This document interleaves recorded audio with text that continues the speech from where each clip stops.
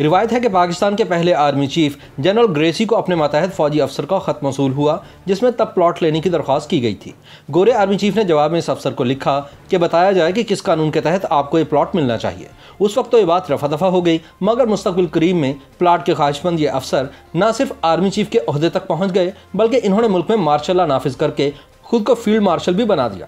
ये थे पहले फील्ड मार्शल सदर पाकिस्तान जनरल अयूब खान, जिन्होंने न सिर्फ अपनी प्लॉट हासिल करने की ख्वाहिश पूरी की, बल्कि पाकिस्तान आर्मी में प्लॉट कल्चर को भी फ़रोग़ दिया। BBC की एक रिपोर्ट के मुताबिक आर्मी के मुतादिद रिटायर्ड अफसरान इस वाक़े की तस्दीक करते हैं। दरअसल पाकिस्तान में फ़ौजी अफसरान को मराद देने का निज़ाम अयूब दौर से राइज है, जिसमें वक्त गुजरने के साथ साथ तब्दीलियाँ आती रहीं। फ़ौजी अफसरान को रिटायरमेंट के बाद जो प्लॉट, घर और दीगर मराद मिलती हैं, इसका ताल्लुक फ़ौज में गुजारे गए वक्त या टाइम पीरियड से होता है। अस्करी हुकाम के मुताबिक फ़ौजी अफसर को मुलाजमत के पहले दिन ही एक ऑप्शनल फॉर्म दिया जाता है, जो आर्मी हाउसिंग की रुकनीत इख्तियार करने का होता है।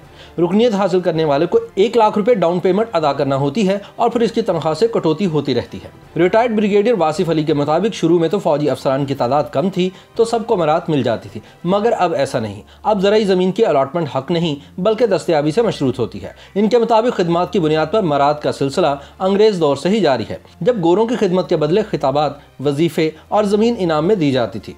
अंग्रेज़ की खिदमत के बदले किसी को नवाब तो किसी को खान का टाइटल मिलता था। सर का खिताब लेने वाले तो बहुत ही खुशकिस्मत समझे जाते थे। पाकिस्तान आर्मी में अफसरान को हासिल मराद से मुतालिक BBC की रिसर्च के मुताबिक ज़ाब्ता-कार के तहत जब कोई फौजी अफसर 15 साल सर्विस कर लेता है, तो फिर वो एक प्लॉट का हकदार हो जाता है। इस अरसे में ज़्यादातर अफसरान मेजर के रैंक तक पहुँच चुके होते हैं, यानी मेजर के ओहदे से ही फौज में मराद मिलने का सिलसिला शुरू हो जाता है। इसके बाद जब एक अफसर तकरीबन 25 साल तक मुलाजमत कर लेता है, तो इसके बाद वो मराद के दूसरे पैकेज का हकदार हो जाता है।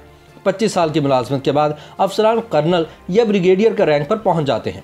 मुसन्निफा आयशा सिद्दीका का कहना है कि जब कोई ब्रिगेडियर वार कोर्स कर लेता है, तो इसके बाद वो 2 कमर्शियल और 1 रिहायशी प्लाट का हकदार हो जाता है। इनके मुताबिक इस कोर्स के बाद ब्रिगेडियर 2 रिहायशी और 1 कमर्शियल प्लाट हासिल करता है। आयशा सिद्दीका का कहना है कि पाकिस्तान आर्मी में मेजर जनरल बनने से एक इजाफी प्लॉट मिल जाता है, जबकि लेफ्टिनेंट जनरल 4 प्लॉटों तक का हकदार हो जाता है। ये प्लॉट रिहायशी और कमर्शियल होते हैं, अलबत्ता ये मुख्तलिफ शहरों में अलॉट किए जाते हैं। एक 4 स्टार जनरल जो सर्विसेज चीफ भी बन सकता है, उसे रिटायरमेंट पर 3 सरकारी मुलाजमीन भी दिए जाते हैं। इनमें से एक घर का मुलाजिम, दूसरा टेलीफोन ऑपरेटर और तीसरा ड्राइवर होता है। आयशा सिद्दीका के मुताबिक लेफ्टिनेंट जनरल अगर कोर कमांडर भी रहा हो, तो फिर ऐसी सूरत में वो 3 साल तक इस ओहदे पर रहता है। इनके मुताबिक DHA के हर नए सेक्टर में कोर कमांडर को प्लॉट मिलता है। इनकी राय में ये प्लॉट दूसरे शहरों के DHAs के साथ एक्सचेंज भी किए जा सकते हैं। ताहम अस्करी हुकाम इनकी इस राय से मुत्तफिक नहीं।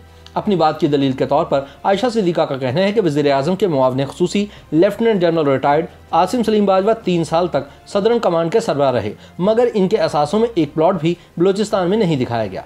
आयशा सिद्दीका के मुताबिक एक जनरल रिटायरमेंट पर प्लॉटों और जरी ज़मीन की मद में 1 अरब रुपये से ज़ायद की मराद हासिल कर लेता है। अस्करी हुकाम के मुताबिक मुशर्रफ के दौर में फ़ौजी मराद की पॉलिसी तनाज़ात का शिकार बनी, मगर साबिक़ army chief general Ishfaq Parvez Kayani के दौर में इस मामले में ज़्यादा शफाफियत लाई गई।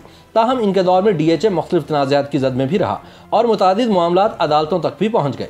आयशा सिद्दीका के मुताबिक ज़ियाउल हक के दौर के बाद आर्मी अफसरान की मराद में ज़्यादा इजाफा किया गया। इसके बाद इसमें मुसलसल इजाफा होता ही रहा।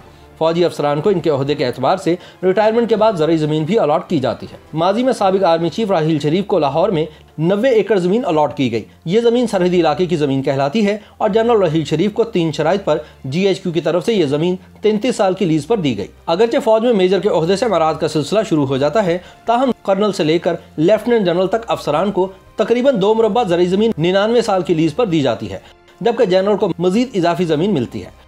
ये अफसरान रिटायरमेंट के बाद आर्मी की हाउसिंग कॉलोनियों में घर भी हासिल करते हैं। लेकिन lieutenant general retired Amjad Shoaib के मुताबिक फौजी अफसरान को जो ज़राई ज़मीन लीज पर मिलती है वो बंजर होती है और इसे आबाद करना एक मुश्किल काम होता है। ये नहरी ज़मीन भी नहीं होती। वो कहते हैं कि इन्हें चोलिस्तान में 50 एकड़ ज़राई ज़मीन मिली, जिस पर वो 7 साल तक काम कराते रहे। रेत ज़्यादा होने की वजह से 25 एकड़ से रेत निकाल कर दूसरे 25 एकड़ पर डाली गई, मगर ये ज़मीन दूर होने की वजह से इन्हें 75 लाख रुपए में बिलाखिर बेचना पड़ी और इसके बाद इन्होंने अपने खानदान के लिए रावलपिंडी में घर खरीद लिया। जनरल रिटायर्ड अमजद के मुताबिक ये ज़मीन बेचने के लिए GHQ से इजाज़त भी लेना ज़रूरी होती है। जनरल अमजद के मुताबिक इनके दौर में फौजी अफसरान को कैंट में मिलिट्री लैंड पर घर लीज पर दिया जाता था, जिसे 20 साल तक फ़रोख्त करने की इजाज़त नहीं होती थी। इनका कहना है कि अब फौजी अफसरान को आर्मी की हाउसिंग सोसाइटियों में प्लॉट और घर अलॉट किए जाते हैं। ताहम आयशा सिद्दीका के मुताबिक जिस तरह की मराद पाकिस्तान फौज के आला अफसरान हासिल करते हैं, इसकी मिसाल म्यांमार और मिस्र जैसे ममालिक के अलावा दुनिया के किसी और मुल्क में बमुश्किल ही मिलती है। YouTube पर गूगली न्यूज देखने के लिए youtube.com की सर्च बार में गूगली न्यूज टीवी टाइप करें। गूगली न्यूज के पेज पर सुर्ख रंग के सब्सक्रिप्शन वाले बटन पर क्लिक करना ना भूलिए। YouTube पेज पर अपलोड होने वाली वीडियोस से बाखबर रहने के लिए बेल आइकन पर क्लिक कीजिए। आपको हर नई वीडियो के बारे में नोटिफिकेशन मौसूल हो जाएगा।